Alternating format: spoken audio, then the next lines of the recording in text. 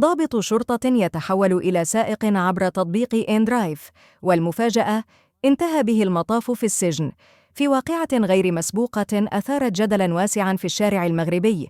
أصدرت غرفة الجنايات الابتدائية بمحكمة الاستئناف بالرباط مساء الثلاثاء 3 يونيو حكماً يقضي بسجن عميد شرطة ممتاز يعمل بالمنطقة الأمنية الصخيرات تمارا لمدة 8 أشهر حبساً نافذاً بعد ضبطه وهو يمارس نشاط نقل الركاب عبر تطبيق إندرايف دون الحصول على الترخيص القانوني.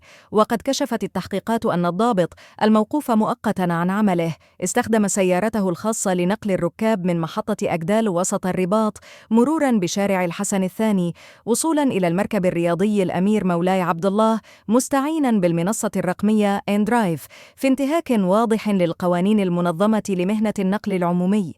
القصة تأخذ منعطفاً درامياً حينما لاحظ 4 سائقين مهنيين لسيارات الأجرة نشاط الضابط غير المرخص ليقوموا بمطاردته في الشارع العام، حيث ألقى أحدهم بنفسه على مقدمة سيارته واستمر متمسكاً بها لمسافة تقارب الكيلومتر.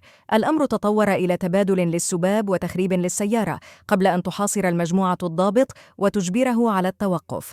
السلطات الأمنية فتحت تحقيقاً فورياً استمعت فيه إلى جميع الأطراف بمن فيهم شهود عيان، وتمت إحالة القضية إلى النيابة العامة التي قررت متابعة جميع المتورطين في حالة اعتقال. وانتهى الأمر بالحكم على الجميع، الضابط و4 السائقين، بالسجن 8 أشهر نافذة لكل منهم.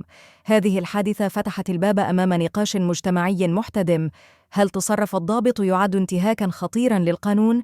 أم أن التضييق على تطبيقات النقل الحديثة يخلق احتقاناً لا مفر منه بين السائقين المهنيين والمستخدمين الجدد؟